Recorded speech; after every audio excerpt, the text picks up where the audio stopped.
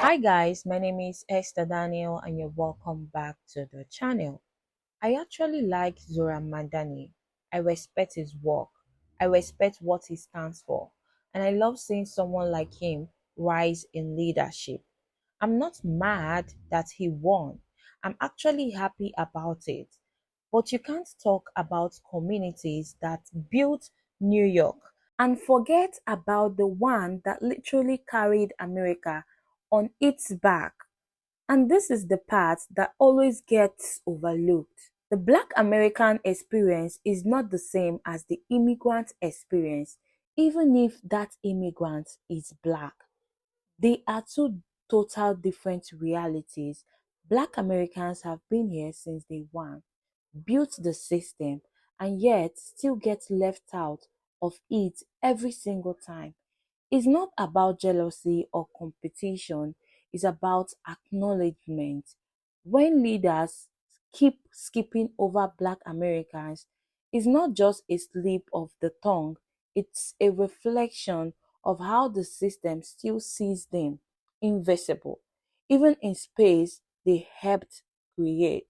And that is what creates division. Because when immigrants come in and start getting access to programs or benefits that Black Americans have been begging for, people start looking sideways like, how is this fair? But it's not about the immigrants, it's about the system that keep deprioritizing the very group that should be at the top of the priority list. Anyway, guys, let's see how people are reacting to this. Drop your thoughts in the comments and don't forget to subscribe to the channel, like and share the video to help the channel out. So I just got called xenophobic for saying that immigrants did not build New York City. Immigrants did not build the United States of America.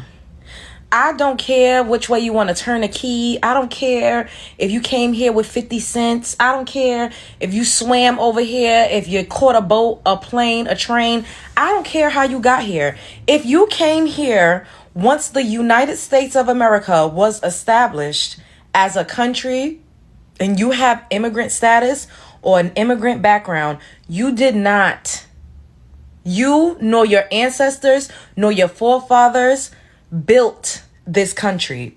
It is a slap in the face for all of the free labor, for all of the paid labor, the pennies paid, the blood, sweat, and tears that our ancestors poured into this country. There's some Caucasian Americans who also their ancestors helped to build this country. But a lot of you all that come over here, the Mamdani, the Zorans, the new mayor of New York City, he's talking about New York was built by immigrants and it's going to remain an immigrant city. No, the fuck it was not built by immigrants. That's so disrespectful. Now, did they add to what was already built? Yes. To be an immigrant literally means that you migrated to a country from your country. Why would they all want to come over here if they wasn't coming to anything that was already built? If that was the case, why they didn't just stay where the fuck they was at and build up their homelands? They came here for the American dream. They came here for a better life. They came here for resources. They came here to take. They didn't come to assimilate necessarily because they still flying their flags and they want to create their own little subset countries within our cities. They want to bring their culture and, change people's backgrounds, their beliefs, and a lot of things that's going on. They want to make it more like where they come from instead of becoming actual Americans. And I also think that's a slap in the face. Now, I remember I heard somebody say, oh, when did Black Americans become American? Do you know how idiotic that sounds? I done said multiple times that y'all are forcing us to be patriotic out this bitch. Y'all are forcing it. Yes, we have a lot of gripe with this country. Yes, we have a lot of issues. A lot of horrific things has happened to us here, but we've also triumphed. We've been resilient. We've created things. We are embedded in the very fabric of this country. We are written into the Constitution. A lot of the things that my ancestors and my lineage that they fought for and that they worked for is why a lot of immigrants are able to come over here and benefit to this day. Now, I don't like to get into things a little, I get deep, but I try to not go all the way there because I get tired of arguing with you motherfuckers. I be so tired of arguing with y'all. But the Arab community, a lot of them are very racist. The Muslim, I'm trying not the misogyny, the way women are treated. The Arab slave trade was the most horrific shit on planet Earth, and it's still happening to this day. Y'all better wake the fuck up. Just because somebody is singing New York by Jay-Z and eating fucking chicken wings with you, that does not mean that they have your best interest at heart. When are we going to stop falling from the fucking blood clot minstrel show? It gets to a point. It gets to a motherfucking point. A lot of those people, not all, they don't fuck with the LGBTQ. A lot of the shit that you on, y'all are voting for people that are completely opposite of what your core values and beliefs are. And you just don't even fucking know it. Because you play too much into the smoke and mirrors. And in New York City, where I'm from, we had the Harlem fucking Renaissance. That was happening simultaneously with the Great Depression. Do you know how fucking magical that is? That a Renaissance was happening? Black Americans was creating the most beautiful pieces of art. Curating the most beautiful fucking art pieces that is known to the modern world. And the rest of the world, outside of that hub, outside of that bubble, was going through a fucking Great Depression. That's how great we are. Central Park was built over a village that was filled with beautiful black people called Seneca Village. Wall Street, we built that shit. The fucking bridges, the Brooklyn Bridge, we built all of this shit. Did other people come and help and add? Yes. But did they build it? No. The foundation was already here. So it is a disrespect and a slap in the face to fucking say, it's like y'all just trying to erase black American people. And I'm not going for that ethnic erasure. We're not going. So if I'm xenophobic for that, then so be it. I had somebody say, oh, I'm unfollowing you because you've been xenophobic. Bitch, I'm xenophobic for saying that immigrants didn't fucking build New York. Did I lie? I didn't lie. Did they add to? Yes. But you didn't build it. Y'all do that shit with every fucking thing we've accomplished. Y'all do that shit with fucking hip hop. Y'all do that shit with our hairstyles, with our style, with our vernacular, our everything. It gets to a fucking point. Spread love is the Brooklyn way. I feel like everyone wants to take credit for what America has become, or what it is today, as it stands today. While simultaneously kind of discrediting and undermining the fact that there was hundreds of years of evils and atrocities that happened to even get America to the point where people would even want to be here at all, that people would want to migrate over here. Because the truth be told is, nobody in their right mind would leave their homeland, their family, their friends, to come to a place that didn't already have some level of opportunity, that wasn't already built up with some type of infrastructure. Like, immigration didn't really start happening heavily until like the 20s and 30s. And I'm not saying that to undermine any person who was an immigrant and came over here and made a great life for themselves. But what I am saying is that it seems like when it comes time to be proud of like who you've become as an immigrant and what you've built and what you've established here, it's like it's all good, like, because your family's from somewhere else and you're proud of what you created over here. But at the same time, whenever a person who doesn't have an immigrant background, like the foundational Black Americans, the freedmen, or even the whites, the people who were descendants of the white slave owners, right? Like, basically, if you don't have an immigrant story, you don't have an immigrant background, that's when it becomes a problem for you to show pride in being American or having foundational American roots. That's when people start to bring up, oh, well, this is stolen land. This country was built on stolen land. You're not truly American because you're not a Native American. So I feel like if you don't have an immigrant background and you are part of the lineage of people who came from centuries of atrocities on this land, you're not really allowed to have pride in what you contribute or what your lineage contributed. You're not really allowed to like be proud to be American, right? You're only allowed to be proud to be American if you're not from America. You're only allowed to say that you built something and built up something if you have an immigrant background. And that's just something that I noticed. Like, not really something I normally speak on, but I noticed it. Everybody wants to take credit for it's built up into a great place, and a lot of people had contributed to this. But all I'm saying is, it just seems like you're only allowed to say that you built up America as long as you were not a part, your lineage doesn't go back to the foundation of America as a nation. Black Americans, there was a blue wave last night. It's very exciting. It's very encouraging, especially as we prepare to go into the midterms next year. Definitely enjoy the euphoria and celebrate. But I want to be the voice of reality too.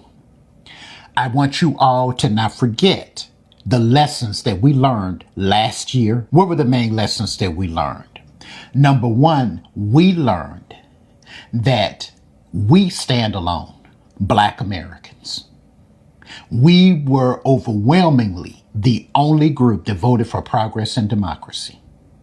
No other marginalized group stood with us. What that means is that, yes, be happy that there was the beginnings of a blue wave. Continue to vote in your local elections and definitely vote blue in the midterms. But we have to understand that there are nuances. And when it comes to getting what we as a community want, we are standing alone. That's okay, because we are enough. But we cannot lose focus and start relaxing and resting on our laurels. We have learned that so-called white liberals and progressives are the same flavor of the same brand of ice cream as MAGA and conservatives in the Republican Party. And the main way that we get what we want is to continue to speak with our money, like what we have been doing. Continue canceling the holidays, canceling Christmas, boycotting from here on until, again, we get Black Americans what we want. I'm so happy that Democrats swept elections last night. However, I have not lost sight of those realities. The other lesson that we learned is that the reason that we do not have a kind, intelligent, competent, well-qualified president sitting in the White House is because she is a Black woman. Period. That is the bottom line. No matter what all the political analysts and talking heads and pundits say, that is the main reason. Mamdani is now mayor of New York. He is a Democrat. That's the only reason I'm happy for New York. He definitely is better than Cuomo or any other candidate, especially Republican or otherwise. However, I will never forget or forgive how last year, because he is Muslim American, he did not support Kamala Harris. He claims that he voted for her in the voting booth. He claims. I'm going to leave it at that. But he platformed that damn non-committed movement. Now, when he launched his campaign for mayor, he did get endorsed by graceful Kamala Harris. But I'm so tired of we Black Americans supporting people who turn around and spit in our face. And just because, again, these people are Democrats, that does not mean that they have the interest of the Black American community at their heart. We know how Democrats have taken advantage of our vote in the past, especially Black women. So again, I am tempering everybody's excitement with a word of caution. We need to keep focus, keep our eyes on the prize, continue to vote with our dollars. Yes, Blue Wave is fantastic.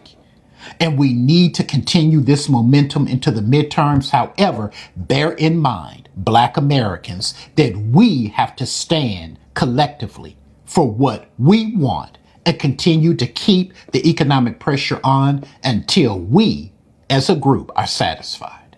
Okay, so Zoran Mamdani just made history as New York City's first South Asian mayor, right? But what's really turning heads is that he won 61% of the Black vote.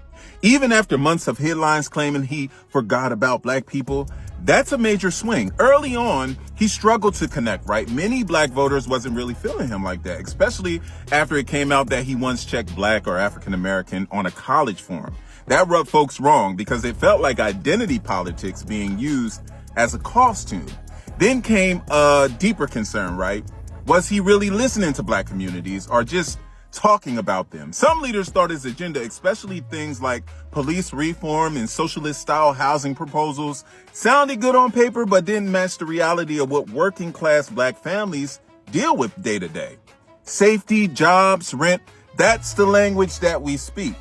But here's where the turnaround happened. Mamdani did something a lot of candidates don't do once they get called out, right? He showed up. He went to Harlem, Bed-Stuy, South Jamaica. He talked to folks in churches and barbershops, block parties. He stood next to people like Al Sharpton and Letitia James, and he listened. He started connecting the dots between his policies and what black New Yorkers have been fighting for: ownership, equity, and justice.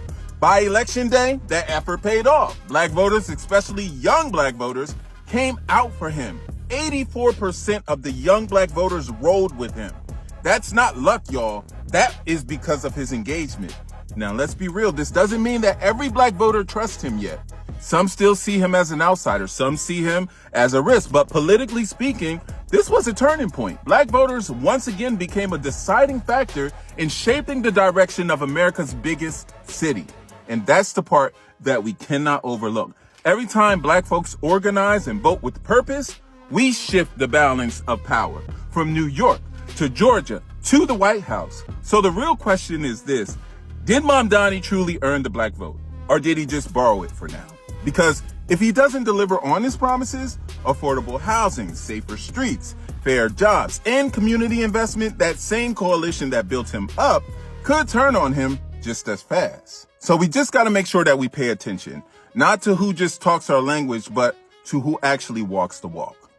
Last night, Zoran Mamdani had his victory speech, and he made some black Americans cringe because he was talking about how New York was built by immigrants. Hold on, let me show you. New York will remain a city of immigrants, a city built by immigrants, powered by immigrants, and as of tonight, led by an immigrant.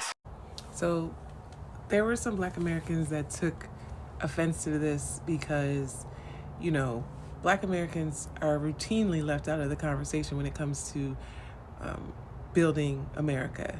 And a lot of people, especially people who are immigrants and who are in the political sphere, Obama has done it before, you know, talk about how this country was built on immigrants and immigrants are the ones who built this country, when black Americans are not immigrants.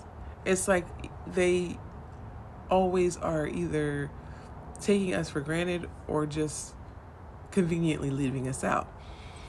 So I understand that, and I feel that same way. Although with this speech, I didn't really get that. I listened to the whole speech, and while I understand the sentiment of my fellow black Americans, I also understand what Zoran was trying to say.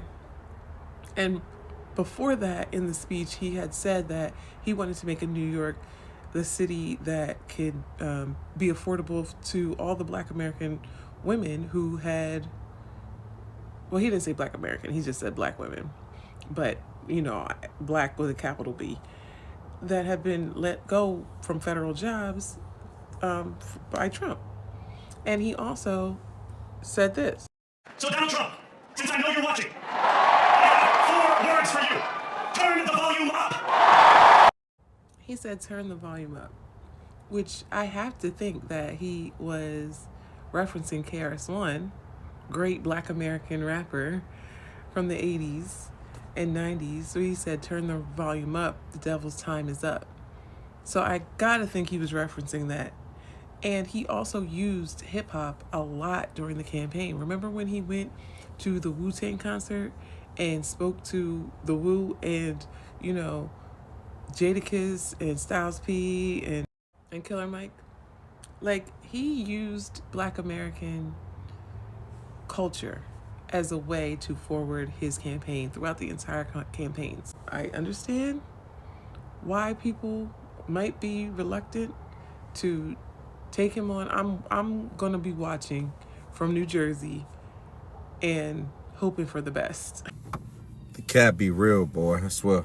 New York will remain a city of immigrants, a city built by immigrants, powered by immigrants,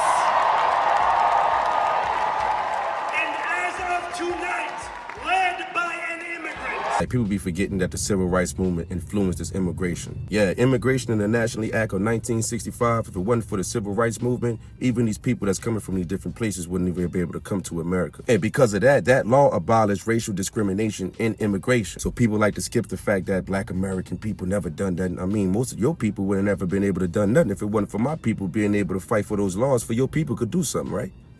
That when politics speaks to you without condescension, we can usher in a new era of leadership.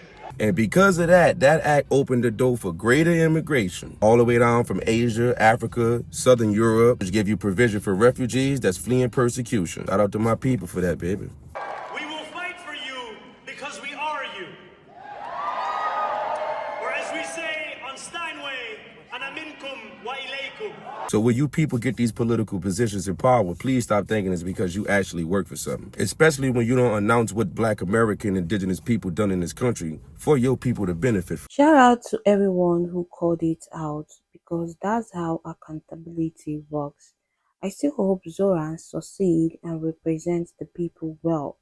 But I also hope he listens, learns, and understands that Black Americans are not just part of the New York story, they are the story. Anyway, guys, I would like to know what you think about this in the comments. Don't forget to subscribe to the channel, like and share the video to help the channel out. See you in the next one. Bye.